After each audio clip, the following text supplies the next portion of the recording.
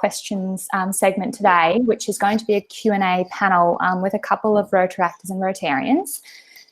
The way we are going to run today is that if everyone could remain on mute, but please feel free to ask questions in the chat throughout. I'm going to be gathering any new questions, and hopefully if we've got enough time at the end of the session, we'll have a bit of an open forum where these questions can be thrown at any of the panelists to get their opinions and hopefully answer a couple of your questions. So without any more delay, I will introduce your three panelists for today. We have Will Bassett, Samantha Fuster and Laura Telford. And I might get Samantha to introduce herself just quickly in case anyone missed the last segment. Yeah, so hi everyone. My name is Samantha Fuster, you can call me Sam, and I'm the current Vice Chair for Rotaract Australia and incoming Chair. Prior to that, I was the District Rotaract representative for the 2 districts in Western Australia for 2 years. And then I have also been club secretary at my club. Thanks so much, Sam. Next, we have Will Bassett. Tell us a little bit about yourself, Will. Good afternoon, everybody. So I'm Will. I'm in Brisbane in 9630 for the moment before we merge with Kim's district soon, which is exciting. So I'm now a young Rotarian, all of 33. I joined Rotaract in 2010, had a number of different roles, vice president, bulletin editor, can't even remember anymore. So now I've moved into a Rotary club of other ex-Rotaractors because we all aged out.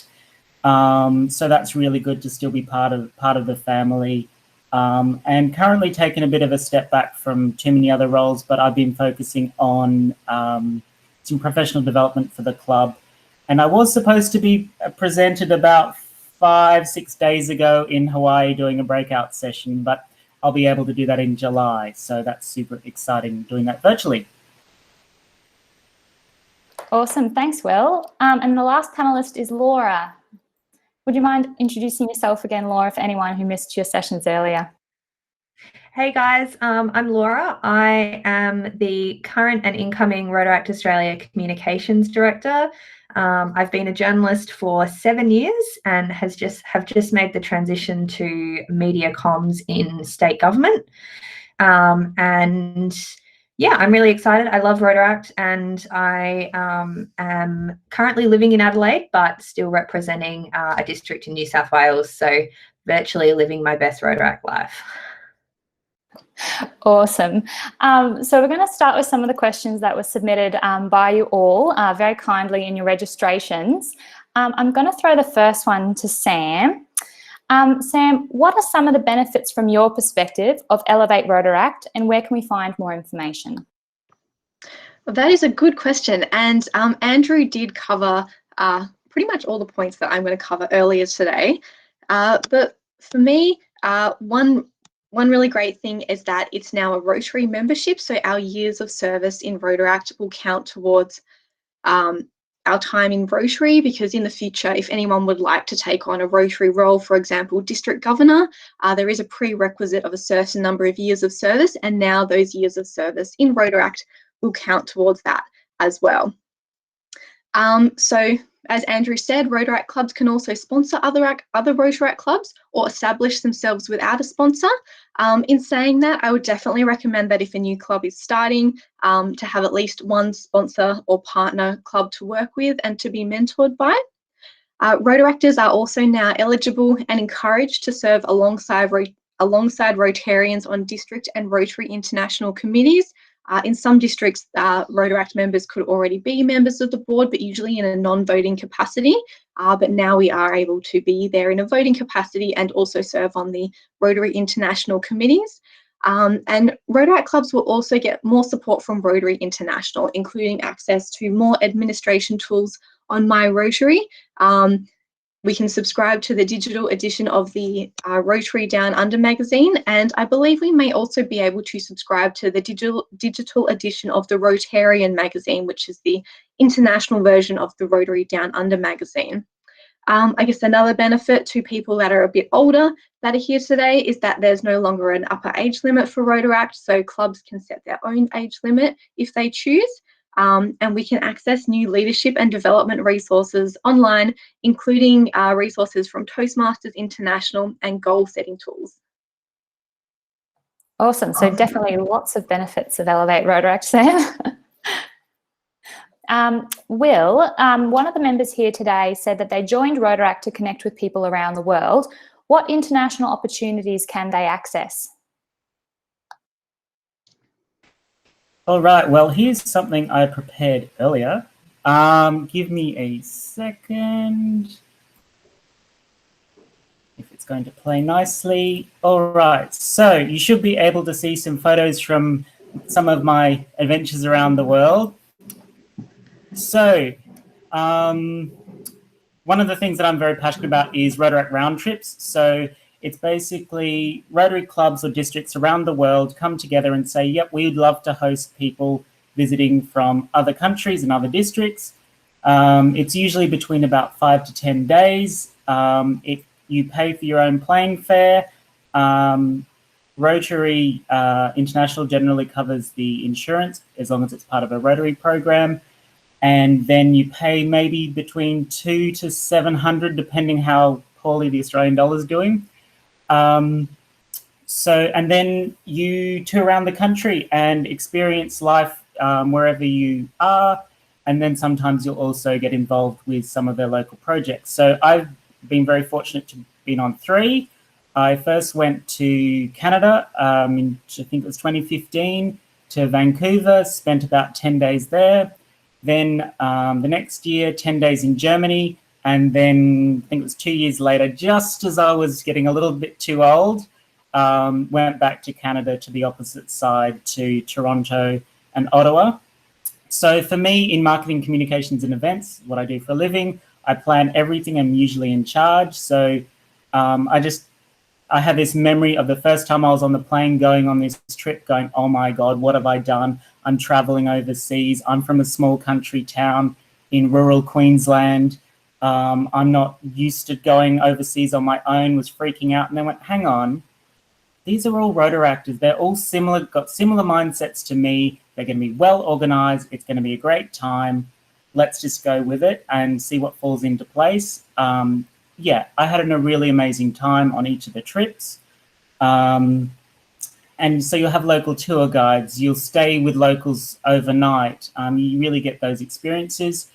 I will share 2 Facebook pages, which when the world's not so crazy, that's where you'll find people from all over the world sharing their different trips.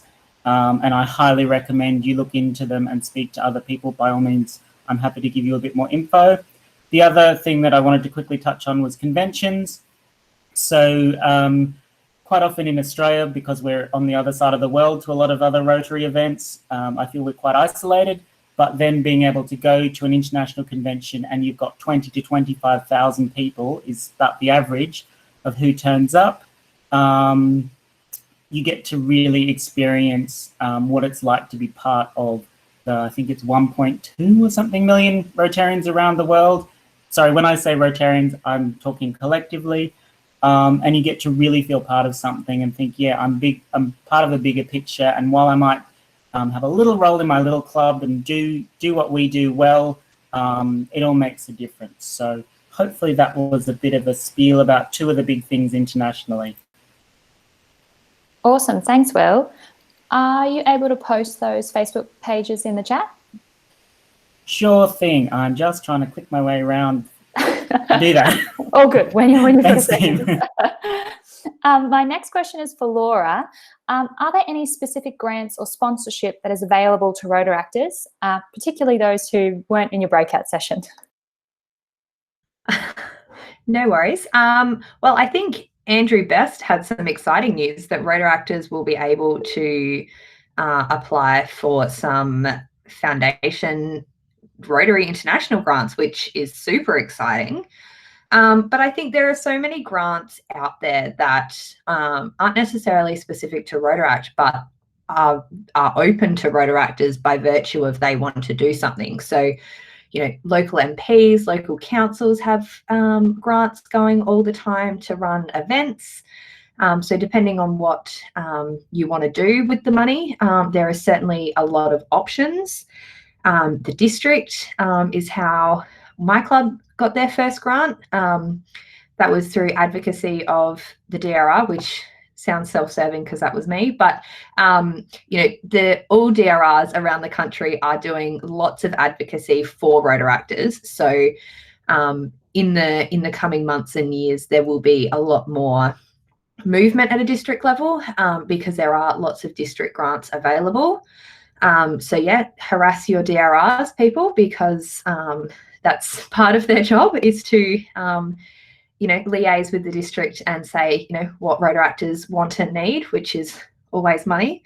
Unis have lots of grants and businesses have community grants. So again, depending on what you want to do, I know my club sort of, there were a few times where we wanted to run events and we didn't know what grants were available to then find out that we'd missed them by a couple of days. So I think having someone, that's really looking out for that kind of thing, and, a Google search will, grants in, Port Macquarie or grants in Melbourne or grants in Adelaide is a really basic but simple way to find what's out there. And then if you've got a few ideas for projects, then you can sort of say, okay, well, which one are we feasibly able to do and which one could we then potentially get a grant for, depending on the time of year or the grant criteria. So I think, yeah, it's doing a little bit of research. Grant Guru is a good site to go to, I'm told. And yeah, just sort of ask your Rotary clubs, ask random people that, mentors and stuff, how did they get money? Because one thing Rotarians love is to impart wisdom. Wisdom sometimes is in quotation marks, but they're very eager to share what they know. And I know one thing that Rotarians are very good at is money, getting it, spending it, using it. So yeah, definitely use that as a resource. Great, thanks, Laura. Sam, we had a question come through. Where can Rotaractors across Australia find RA meeting minutes and decisions being made at the RA level for transparency's sake? Good question. And I have to be honest, I don't have a specific answer to give right now, but I will say historically at the council meeting, so that includes all the district representatives from Australia and the executive board, the council is the one that the group of people who vote on all major decisions. So that would be minuted there, and your district Rotaract representative should have been there and so can advise you if needed on those decisions. If a decision is made at the Rotaract executive level, that would then be communicated and minuted in the council meeting.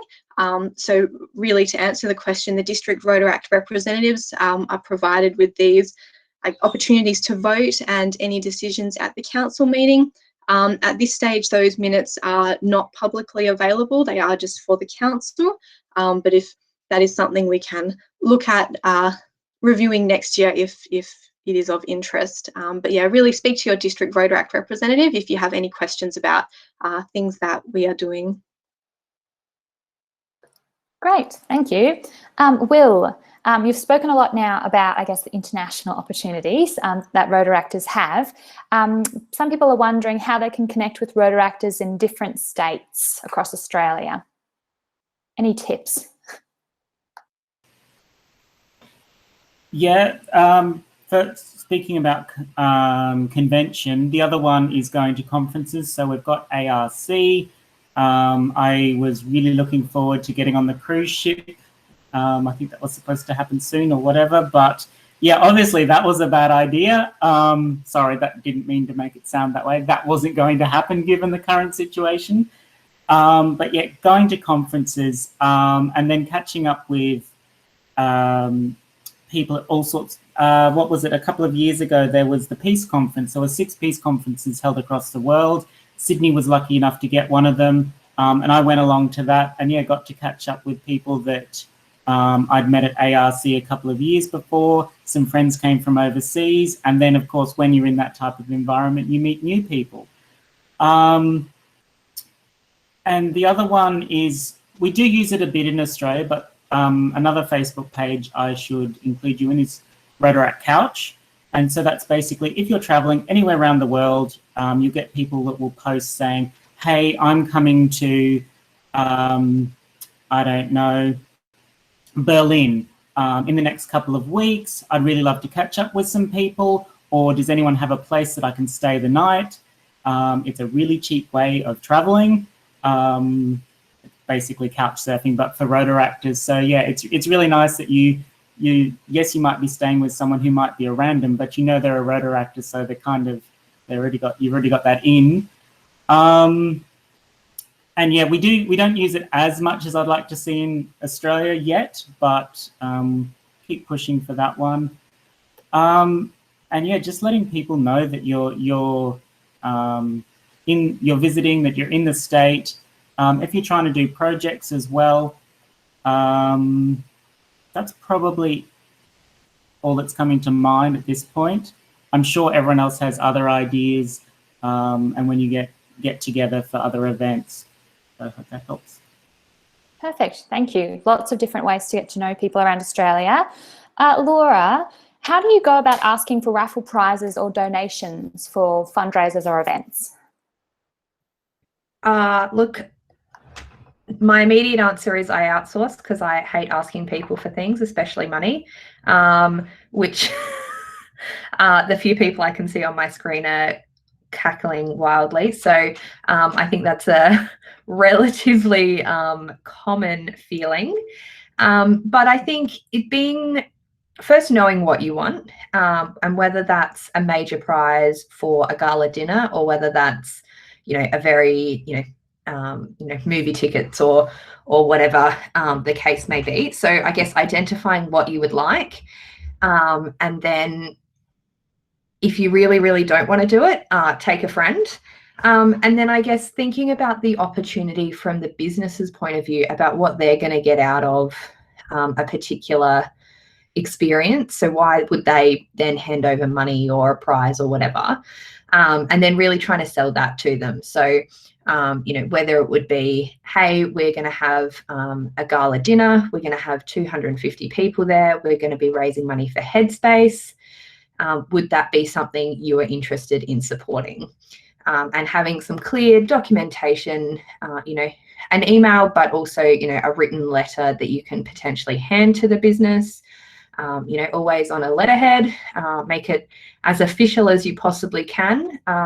Signatures from your president, if you're going to go big, maybe a DRR, maybe a co-sponsor, depending on what the event is, and being really upfront about that, and then knowing what they're going to get out of it. So if it is a gala dinner, say, potentially you can work out, we'll share your logo on the night, or we'll give you a shout out on social media, or, we're going to be going to the radio so we can get your, business name on radio, really selling what they're going to get out of it, as much as, please give me stuff for free. Thanks, Laura.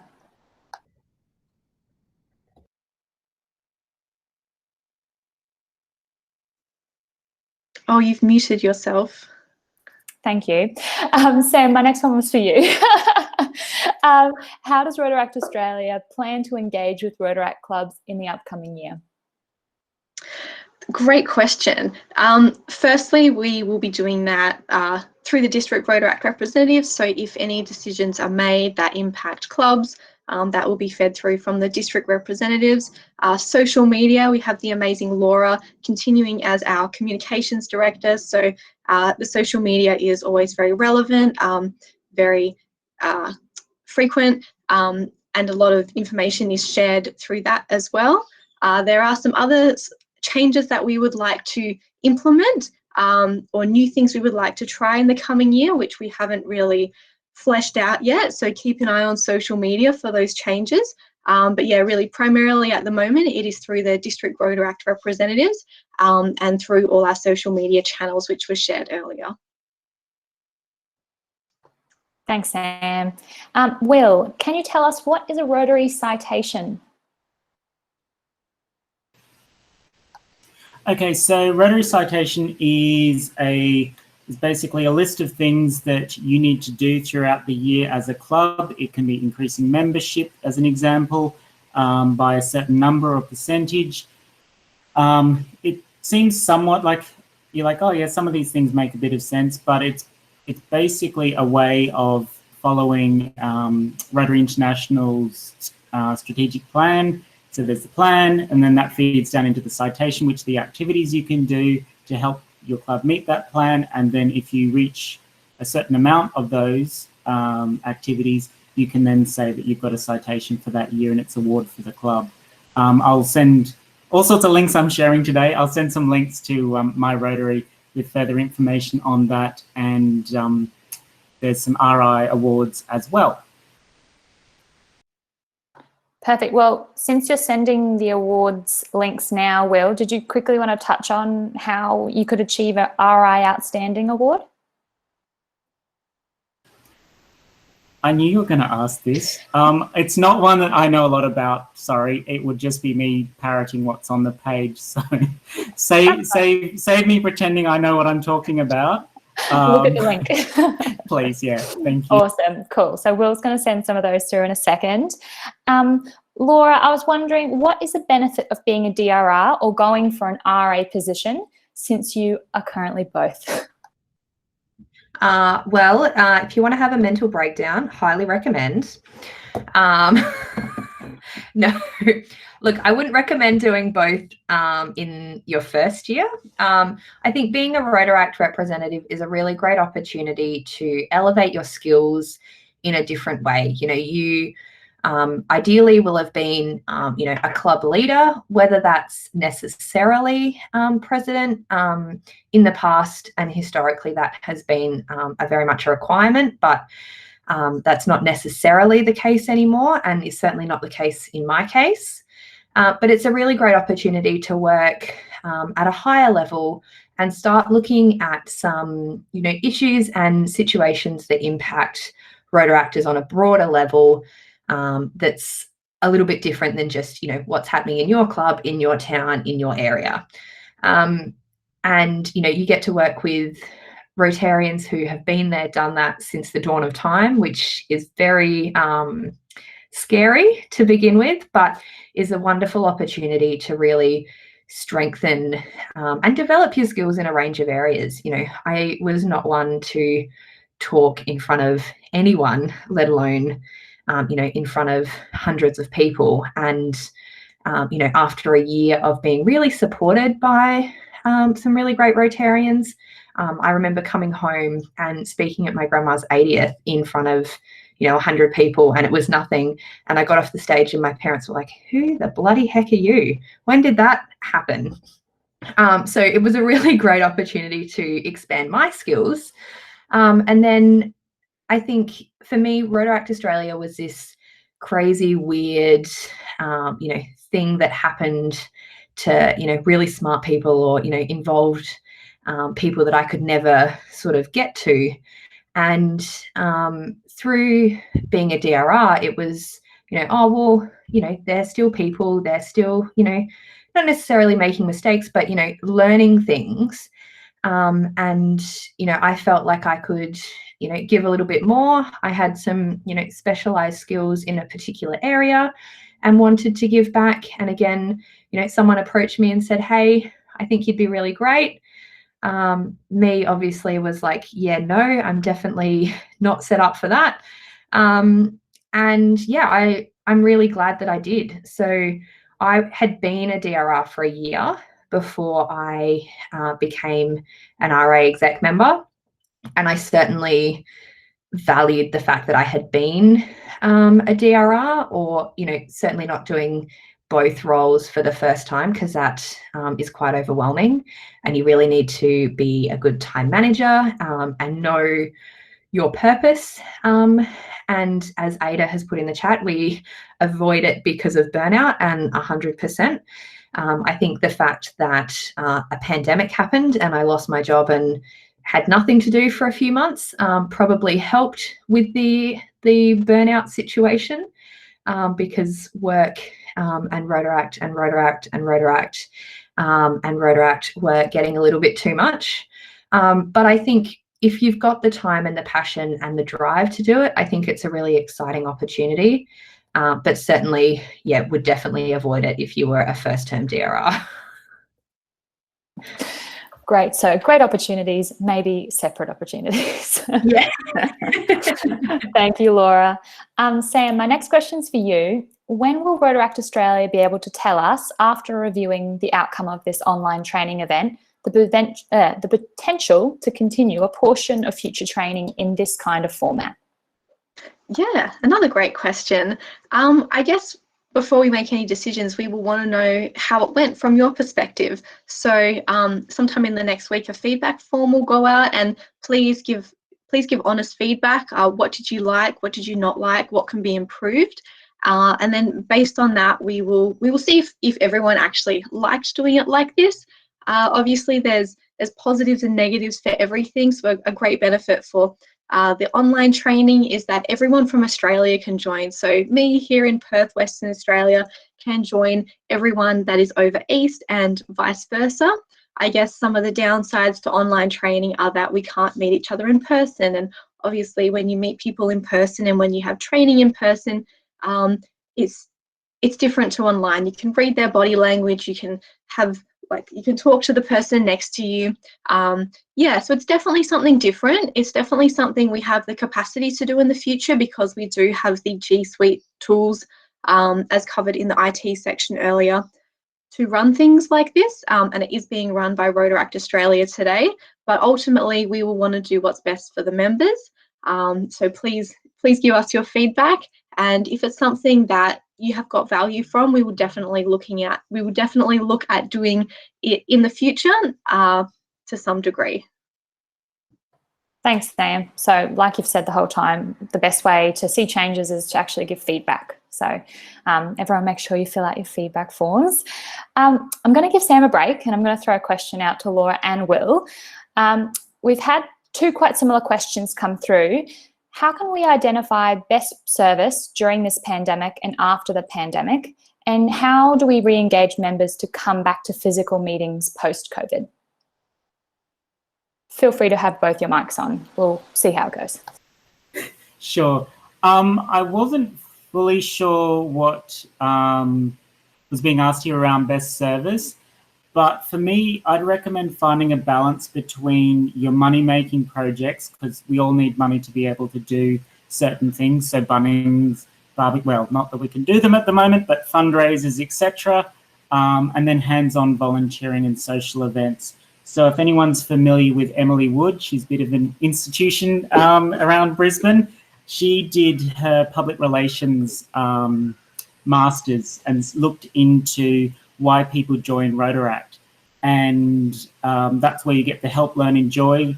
That was a lot of her work that was showing that people join because they want to help, they want to feel like they're doing something for their community, they want to learn something, so like we are here today, or other types of professional development, going to conventions, etc. And then a large part of it is the enjoy, is so that you're doing the social events, you're connecting with other people. I won't go into all the marketing theory, but at the moment especially, people are losing that disconnection and they want that sense of belonging. So if you can give them that sense of belonging, now I've started to lecture already, but if you give them the sense of belonging, and they feel like they're doing something hands-on and they feel like they're helping. Example, my Rotary Club, this afternoon, I should actually be at, we call it Brisbane's Community Table. We provide meals for those that are experiencing homelessness.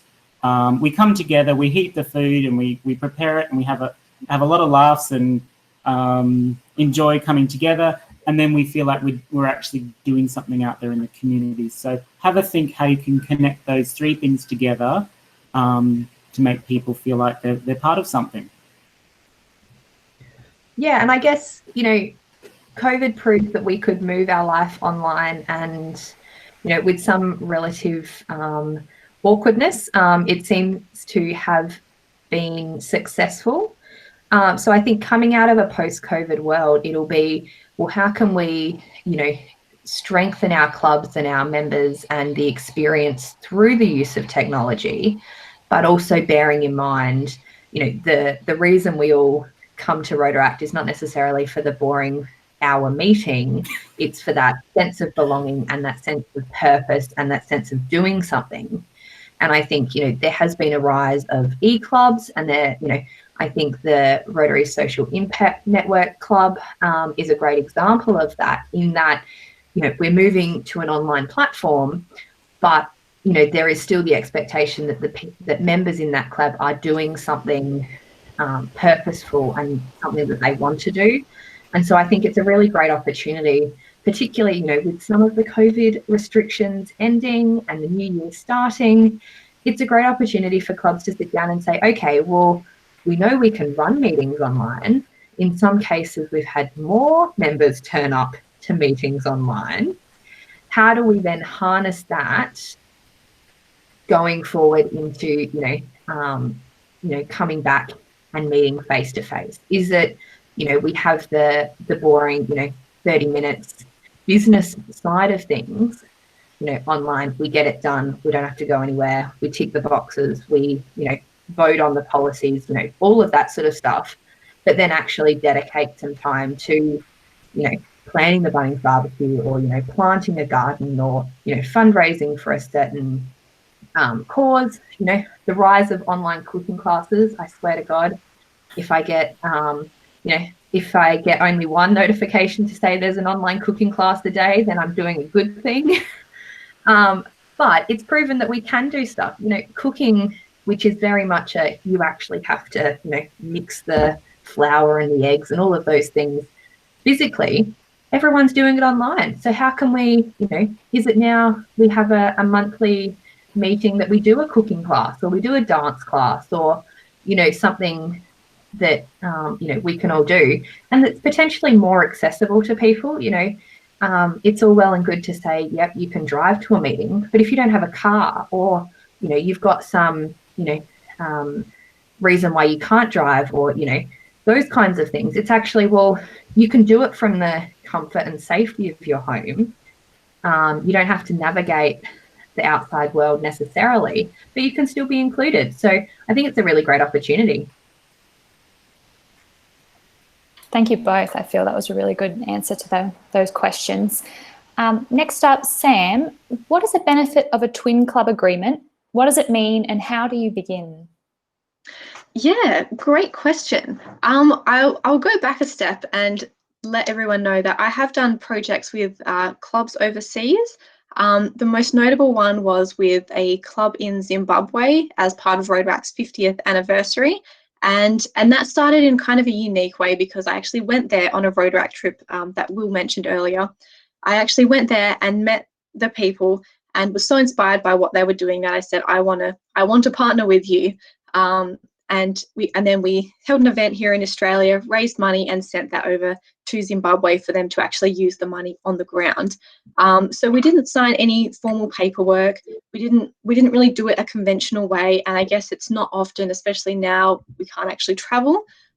It's not easy for us to actually meet people and make these personal connections overseas. So that's, I guess, a less likely scenario, but definitely an option. And if you do have that option, I would recommend doing a project overseas with someone that you have actually met and who you actually trust as well.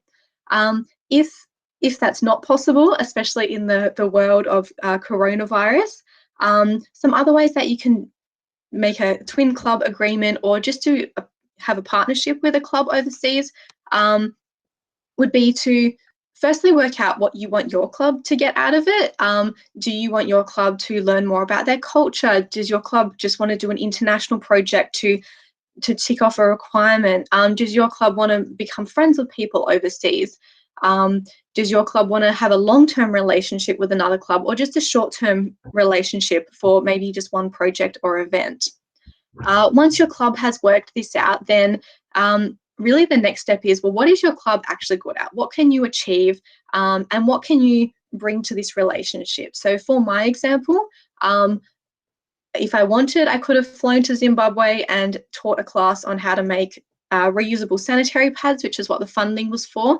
But realistically, that was not the best use of my time or my resources, and it didn't include anyone else in my club or in my district. So what we worked out was best is if we held our own event here in Western Australia that was impactful on a small scale here.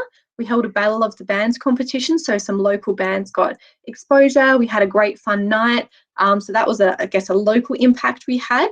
And then we could donate the money. So we worked out that the best way for us to impact this project was just to provide money. And however we decided to come up with that money was up to us. So yeah, work out what you want to get out of the relationship and then what you can contribute as well. So after that, the next step is really finding a club that can be the other half of this relationship. So overseas, there are hundreds of clubs, and a lot of them are wanting to do these twin club agreements or projects in partnership, especially with Australian clubs. So there's plenty of clubs out there that would like to partner with you if you would like to. So some examples are you can go onto the worldwide Rotaract directory and look up what other clubs are there and just contact them with what you're doing and see if they're interested. You could see if anyone in your club actually has a relationship with someone overseas. So maybe they met them on a Rotaract trip, maybe they met them at convention, to see if they know of any clubs in their district or country that may be interested. So sometimes from a Rotaract Australia perspective, we get messages like this and we post them in the Australian Rotaractors group just to see if any clubs are maybe looking to form a partnership with the specific club that contacted us. So this is a bit longer answer than the previous ones. But yeah, once you've found a club and you both are kind of on the same page, you either speak the same language or you have resources to translate, work out, like probably document your relationship. So what you want to get out of it. Is it going to be long-term? Is it going to be just one project? Is this group going to provide 1,000 Australian dollars or are they going to provide something else? Just so everyone's clear, because while we're all in Rotaract and we all have really good hearts and our values are in the right place, sometimes just cultural differences can be challenging. So if that's all covered at the start, I think the relationship will be much smoother. So after that, I would definitely suggest having multiple people in each club being in contact. So not just having one person being the single contact, just in case they have to step back for work or for personal reasons. Have multiple people from each club in the loop, and yeah, then work out what you would like to do. So you can do anything from big events like we did to raise money, or you could even just do things like a blood donation day where on a specific day, your members that want to donate blood and their members that want to do that, you can both do that on the same day at the same time and share that as a project. So it doesn't have to involve money, it doesn't have to involve goods, it can be service as well. And hopefully some of those tips are helpful. You can report your twin club relationship to Rotary International if you would like. I'm not really sure what the pros and cons of this are, as I haven't done it, but that is also an option as well, and international clubs may wish to do that as well. So hopefully whoever asked that question, that provides you with a bit of an answer to get you going. Thanks, Sam. I think quite a few people had questions about that, so I feel they've got some good practical examples now to go forwards with. Next question for Will and Laura. What is the best way to empower new members without scaring them off? Story of my life. I think, like, in a club, you really struggle. There's a fine line between giving everyone a job so that they stay and then not overburdening them and then them leaving because they don't. And so I think really sort of sitting down with someone, you know, after a meeting or two and finding out who they are and what they like doing, what they're interested in. You know, as a journalist, it was sort of like, yep, Laura, you're the comms person. Too bad if you don't like Facebook. And, you know, if you are, you know, a finance person or work at a bank, oh, yep, you're the treasurer, like, suck on that. And it's not about that. You know, yes, you've got skills that you might want to use in your Rotaract life. And, you know, I was very fortunate that I did like Facebook. So that was cool for me. But, you know, you see so many people that potentially want to come and join Rotaract to, you know, make a difference, but also, you know, potentially are quite timid or shy and, you know, really are just looking for friends. And so I think really bringing them along on that journey, you know, whether it's, you know, making sure, you know, it's not a, oh, you're the new girl, you can sit, you know, over there, or, you know, you're the new guy, like we sit here, like go sit in an empty spot kind of thing, making it, you know, a really nice club culture that people feel supported in. And then, you know, I think it's really about finding out what they want to do and then saying, hey, would you want to work together? You know, I'm doing this. If you'd like to help me, I'd really love that. You know, I suspect the members, potential members in the club, may be feeling a little bit burnt out or maybe want to, you know, partner with someone. And so really sort of partnering with them in whatever field they want to do. But acknowledging that, you know, you might not be doing an international project and that's all they want to do. So supporting them through that, and whether that's, you know, connecting them with Rotarians who are doing international projects, and, you know, even so far as, hey, do you want to get a coffee and we'll, you know, chat to this Rotarian, or, hey, Laura and Sally are going out for a coffee, do you want to come and chill out? And having those really, you know, authentic but non-Rotaract chats as well is important, because, you know, Rotaract is only one part of our life.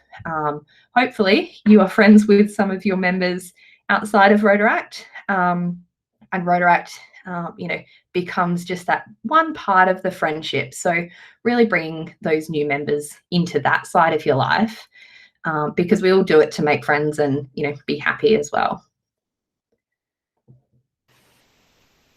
I'm basically going to go what she said. That was really good, Laura. Thank you so much. For me, yeah, I made some notes on some of the questions that came through, so I was a little bit prepared. And I've said, yeah, ease them into the club, find out what their motivations are. So tick, you've done that. And I even wrote here, don't be like, oh, you know how to manage websites. Well, we've got a job for you. That happens so often. It even happened, as you said, with there's two members in my club. One's more communications. I'm a little bit more marketing. As soon as something comes up with that, it's like, oh, they look over at us. As well as, yeah, when you were talking about people joining the club, it's really easing them into it. The other thing that I noted down here was acronyms. So as you said, going for coffee, when you're sitting there in a meeting, and you probably experienced it in your professional lives when you go into a work meeting and everyone's talking all these acronyms and RILA and RIPEN and RI, and you're just like, what the hell is all this stuff? Yeah, just catching up for coffee and giving them a bit of a time to debrief, I think, after each meeting. But anyway, I'm rambling. Laura said it all. Thank you both. My next question I'm going to throw to Sam and Laura. What is the best way to go about starting a new Rotaract club in your district and finding charter members? Any suggestions? I guess the first thing to do is to see if anyone wants a new club there. So check in with the local Rotary clubs. If there is a Rotaract club there, I guess how far away is it? Because you don't want them to be necessarily right next to each other if you don't have a lot of younger people that live there. And it's also great to know that what clubs are there and if they're interested, so that they can mentor a new club as well. I took some notes on this too, so I guess when I was the district representative, what I suggested to Rotary clubs that came to me and wanted to start a Rotaract club was, firstly, talk to the other Rotary clubs around you, because if you start a club here, the other club is only 5 k's that way. So if they want to start one, they would not be able to do it right now as well. So would you like to partner with them? The next step that we did was to plan an interest meeting, so with some food, with maybe some of the local clubs or the partnering clubs sharing what projects they're actually doing at the moment that people could get involved with, having a Rotaractor share their experience, as well. So for me, Rotaract has completely changed my life in ways I can't really explain right now, but just to share some of that with people, so we're not just joining, we're not joining a club which is a very unique organisation we are a part of, and making sure that this interest meeting is advertised in as many ways as possible. So social media is great, and a lot of our potential members are on social media, but not all of them. So making sure we also actually talk to people and invite them in person, maybe put a poster up at the local supermarket or somewhere like that, and maybe their neighbour or someone's mum will see it and be like, oh, Sam, I saw this poster and I thought it might be something you're interested in. So keeping in mind that the people we're looking for might not see the advertising, but if people around them see it, they may encourage them to come along. Making sure we invite everyone to this interest meeting who has been involved in a Rotary youth program. I'm sure there's a few people here today that did other Rotary youth programs before Rotaract, and that may have contributed to them joining their club. And also have the interest meeting, make it really fun, and before everyone leaves on that day, making sure that we've set a date or a catch-up time to meet up again in a more casual setting to kind of, work out what the next steps are as a group. I guess that's my contribution to that answer. Anything to add, Laura? I think I had a really different experience with the whole creation of clubs and members. I sort of came into the Rotaract world at the very start, I guess, of Barry Rasson's Rotaract movement. And so I really surrounded myself and was fortunate enough to be around very heavily positive Rotarians. And so I really tried to seek the opportunity to learn as much as I could. And I think having a really supportive, well, in my case, it was the DG, but, sponsor Rotary people or Rotarians in the particular place that this club wants to get started, I think is key. I think, there needs to be a really fine balance between wanting to help, but also being open-minded enough to know that the young people who will become those, official members, will want to do stuff on their own. And I think, working out how best to support them is really key.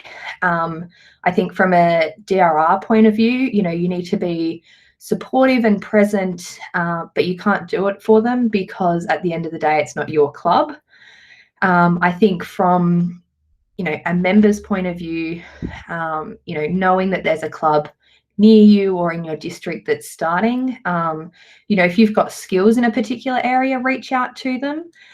Or if you know people who do have skills, whether they're Rotaractors or Rotarians, I think that's really good, and facilitating those connections I think is really important. And I think there's been so much work done in the last few years to build the legitimacy of Rotaract as a standalone part of Rotary, that we're now in a really exciting phase where, for the most part, Rotarians are coming across, coming around to the fact that, Rotaractors are, awesome. They add value to, a region and a district, and, a state and a country. And so, they are really trying to be as positive as they can and offer help. But, you also need to appreciate that, potentially they say the wrong things or they're not quite sure how they can help. So, having some, ideas on what you actually need help with. I've never made a budget. I need someone to help me make a budget. And going to a Rotary club and saying, hey, this club is about to start. They need some financial guidance. Please help. As opposed to, hey, these group of, young people, hooligans, those who are, destroying the community, need some help and some money. Where's your wallet? So yeah, really framing it in a positive way, and yeah, jumping on the back of those key Rotarians who are super supportive.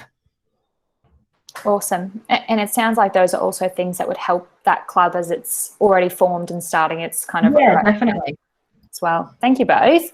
The next question I'm going to throw out to all three of you, so please respond if you feel you've got a comment you can make about it. But what have your districts done to encourage collaboration and fellowship between clubs? And have you ever run a district event or project? I'm happy to start there. So the project I mentioned before, the Battle of the Bands project, that was a district event. Everyone in the district was invited to be a part of it if they would like. Obviously not everyone's interested in the same things, and that's okay, but a lot of people still came along. So we did do that district project, and it was overseen by myself as the district representative with a team of members from various clubs. And it was a great way to promote Rotaract in the state of Western Australia, so not just a specific club, but in general from a branding perspective. And it was really nice to work with the members from all different clubs as well.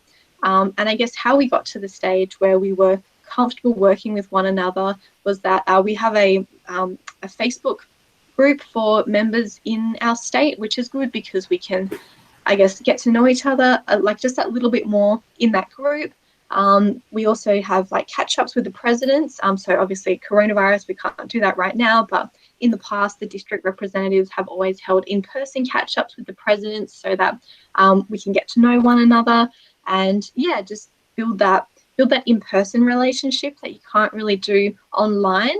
And we've also held in the past lots of social activities, so bi-monthly social activities just for any members to attend, because we know that they will have shared interests other than Rotaract. So maybe we'll have lots of people that like hiking or something like that. And if they build that relationship based on that shared interest as well as Rotaract, then they're much more comfortable working together from a project perspective.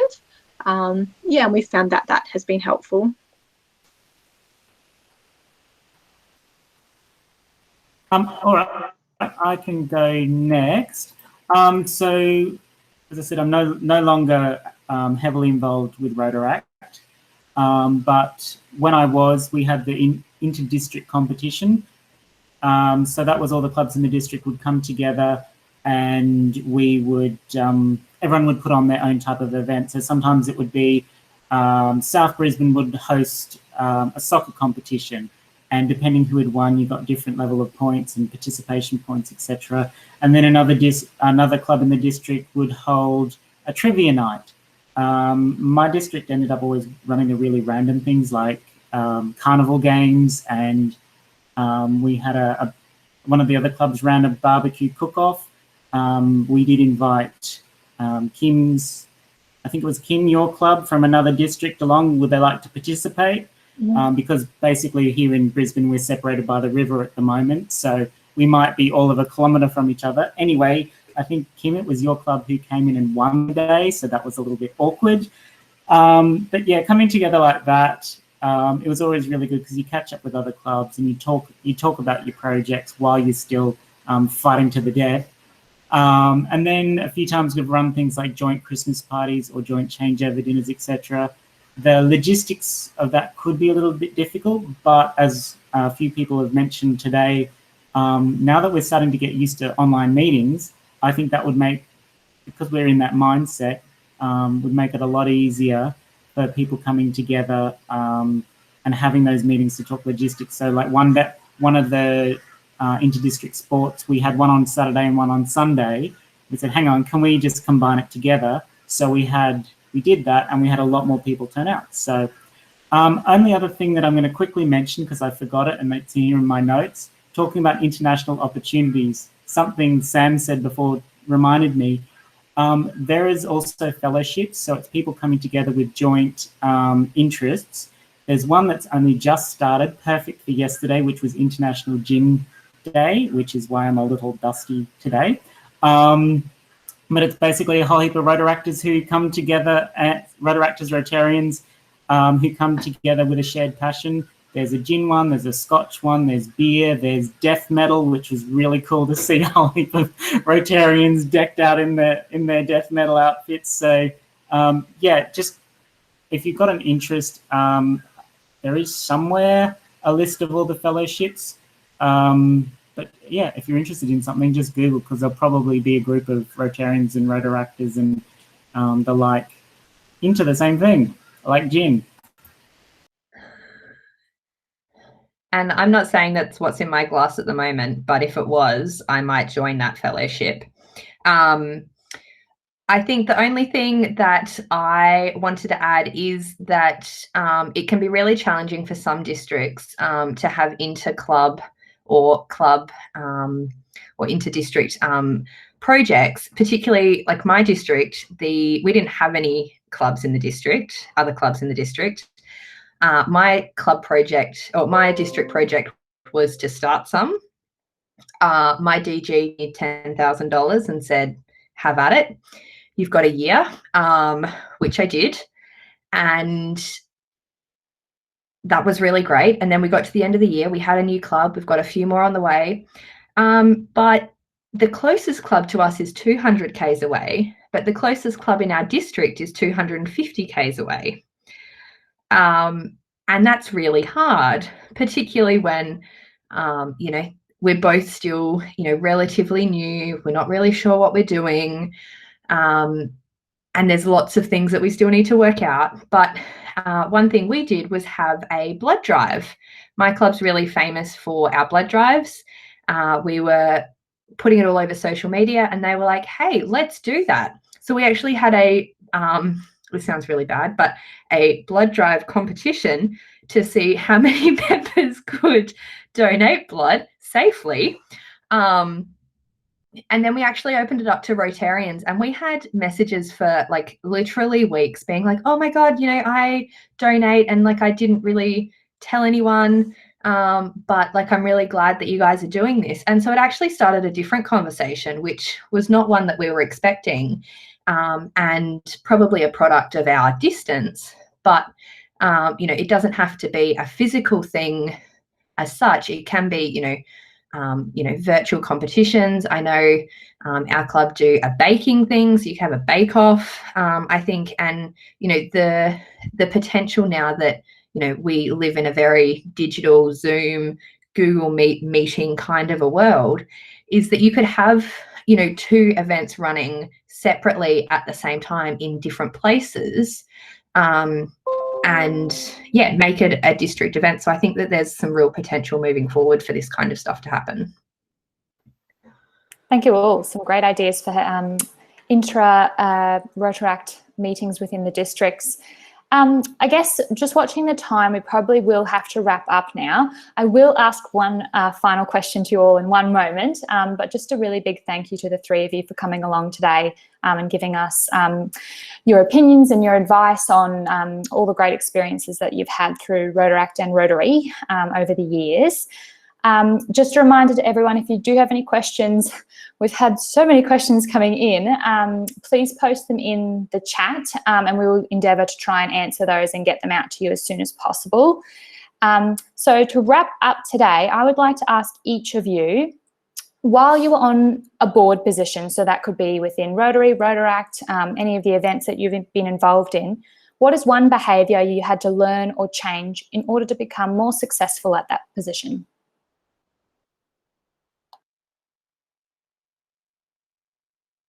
I've stumped you. You go, Laura.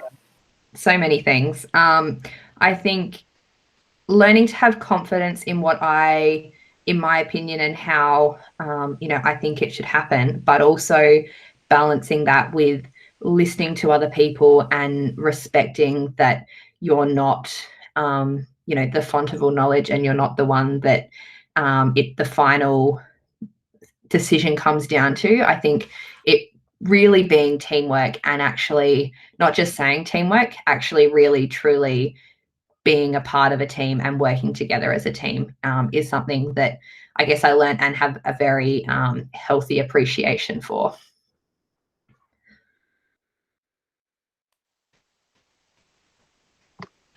So for me, I suppose I'll keep them short, but 2 things. One's expectations. The big one's expectations on yourself. That, I mean, we all know how long things can take in Rotary and Rotaract. that you're not going to solve everything yourself in the year that you're in that position.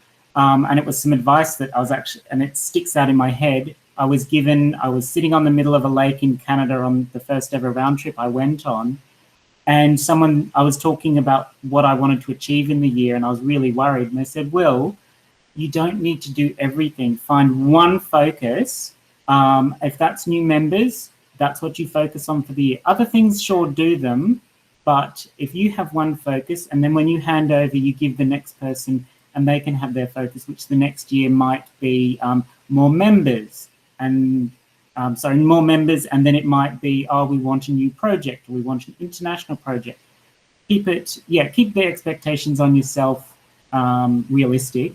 And the other quick one I'll say is, because I believe you did some your VIA strengths before the meeting coming to this today, so your strength-based leadership. I've done slightly different ones, Clifton-based strengths, and that has taught some of my strength in the shadow to that is prefacing. So for me, judgment is one of my strengths, which I'll look at something from different sides. And I found quite often in my positions, I'd be asking people questions all the time. And it felt like that I was thinking it was a bad idea and giving all the downsides. For me, it was, no, this is a great idea, but I want to make sure that we do it well and do it right. So I'm asking all these different questions. So for me, it's prefacing, saying, great idea. I'm going to ask you some questions to see how we can achieve this in the best possible way, rather than feeling like I'm questioning them in a negative way. I guess for me, I'm conscious of time, so I won't sorry. take long. That's okay. For me, from a Rotaract perspective, my biggest learning has probably been that everyone wants to get something different out of Rotaract. Everyone is here for a different ultimately for a different reason, or not necessarily the same reason as me.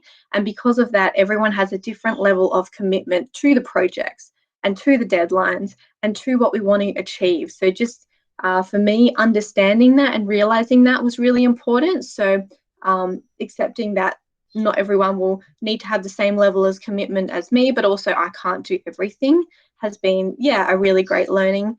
From a Rotary perspective, joining Rotary boards and the district board and doing those kind of things, really what Laura said, acknowledging that I'm not just there to fill a seat, but that they actually want my input as a younger person, and they really value that as well. So having the confidence to actually share my perspective, which was quite different to the other perspectives in the room, and actually speaking up and not just filling a space, but contributing because I was invited into that room. So, yeah. Lovely. Thank you all so much again. I'm going to pass over to Holly and Maddie now, who are going to be running our next section. So no need to move to any other links. We'll start.